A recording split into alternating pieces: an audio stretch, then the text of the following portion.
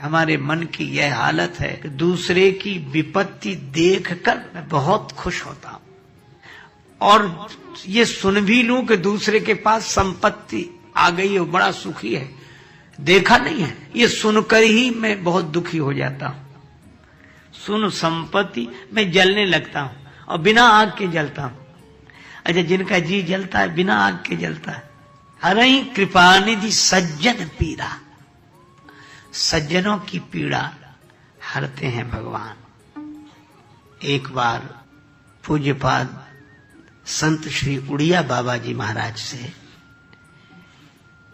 किसी जिज्ञासु ने कहा कि बाबा, अब तो पाप बहुत बढ़ गया है, भगवान आ नहीं रहे। बाबा मुस्कुराए कि तुमसे यह किसने कह दिया है कि भगवान पाप के कारण आते हैं? पाप के कारण आते हैं क्या भगवान? अरे भगवान को पुण्य नहीं बुला सकता तो पाप क्या बुलाएगा? हाँ, यह बात अलग है कि उनके आने से पाप मिटता है, पर भगवान पाप के कारण नहीं, भगवान तो प्रेम के कारण आते हैं। प्रेम ते प्रगट हो ही मैं जानना। कोई प्रेम से पुकारे उन्हें, देखो भाई, प्रेम से। इसीलिए श्री उड़िया बाबा जी महाराज ने मुस्कुराते हुए कहा कि भगवान पाप के कारण नहीं आते हैं, बाप के कारण आते हैं। तो बाप कौन? का जिससे संतान का जन्म हो, जिसके द्वारा, वह बाप। तो भगवान का बाप कौन? का प्रेम। प्रेम ते प्रगट हो ही मैं जाना। तो प्रेम जीवन में आ जाए तो अच्छा, भगवान करते क्या है? सज्जनों की रक्षा करते हैं। मुझे एक बात याद आई, श्री रामचरितमानस के एकमात्र आध्यात्मिक शैली के यशस्वी कथाकार पूज्य पंडित श्री राम किंकर जी महाराज से किसी ने कहा कि भगवान अवतार नहीं ले रहे हैं, अब तो ले लेना चाहिए उन्हें अवतार। तो ऐसे ही उन्होंने मुस्कुरा कर कहा कि उनकी बड़ी कृपा है कि अवतार लेकर नहीं आ रहे हैं, अभी वो अवतार नहीं ले रहे हैं, यह बड़ी कृपा है। कहा क्यों? कहा कि अवतार लेते ही वे असज्जनों को मिटाएंगे, तो पहले हम लोग ये सोच लें कि हम सज्जन हैं कि असज्जन हैं। अब विचार करो, भगवान श्री कृष्ण ने अवतार लिया तो जरा जरा सी चूक पर भीष्म पितामह जैसों को क्षमा नहीं किया गया, वीरवर कर्ण को क्षमा नहीं किया गया। तो ये तो भगवान की बड़ी कृपा है कि वो आ नहीं रहे हैं। तो जब उन लोगों को भी भगवान ने सजा दी, दंड दिया, तो फिर हम लोग क्या, हम लोग अपने को इतना महान मानते हैं कि उनसे भी महान है? तो पहले हम सज्जन तो हो जाएं। ऐसे तो हम कहते हैं कि ये सज्जन, वो सज्जन, और ये सज्जन की परिभाषा है। भगवान का जो भजन करे वह सज्जन। सुबह शाम राम राम इतना तो करे। विभीषण जी ने सवेरे सवेरे नाम लिया। विभीषण जी सवेरे जागते हैं, राम राम राम स्मरण करते हैं।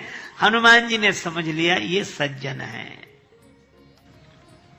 तो जो भगवान का नाम ले, भगवान के नाम के आश्रित रहे, वह सज्जन है। एक जो अपना सर्वस्व भगवान को सौंप दे, जीवन का मैंने सौंप दिया सब भार तुम्हारे हाथों, वह सज्जन है। श्री राम जी ने कहा, सबके ममता ताग बटोरी, मम पद मनहि बांध बर डोरी, अस सज्जन मम उर बस कैसे, लोभी हृदय बसे धन जैसे। वह सज्जन है। सर्वतो भावेन जो समर्पित हो भगवान के चरणों में। अच्छा भाई, जो भगवान का नाम स्मरण करे वह सज्जन, जो भगवान के प्रति पूरी तरह समर्पित हो वह सज्जन। और तीसरी परिभाषा और है सज्जन की, वह यह है कि दूसरे की उन्नति देखकर जो प्रसन्न हो। कितना कठिन है सज्जन होना, क्योंकि आज का आदमी अपने दुख से उतना दुखी नहीं है जितना कि दूसरे का सुख देखकर दुखी है। दूसरे की प्रगति किसे सहन होती? देख आन की विपत्ति परम सुख, और सुन संपत्ति बिनु आग जरों। श्री तुलसीदास जी ने विनय पत्रिका में लिखा कि हमारे मन की यह हालत है कि दूसरे की विपत्ति देखकर मैं बहुत खुश होता हूं,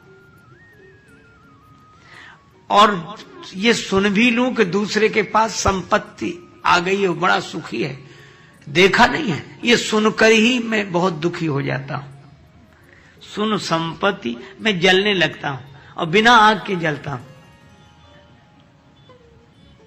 अच्छा, जिनका जी जलता है बिना आग के जलता है। सुन संपत्ति बिनु आग जरो। तो आपने अनुभव किया होगा, पूर्णिमा के दिन समुद्र में ज्वार आता है, पूर्णिमा तिथि, और उस दिन चंद्रमा अपने पूरे स्वरूप में होता है, पूर्ण रूप में होता है। तो पूर्णता तो मिली है चंद्रमा को, और उल्लसित हो रहा है सागर। तो जो दूसरे की उन्नति देखकर प्रसन्न हो उसे सज्जन कहते हैं। सज्जन सकृत सिंधु सम कोई, देख पूर विधु बाढ़ जोई।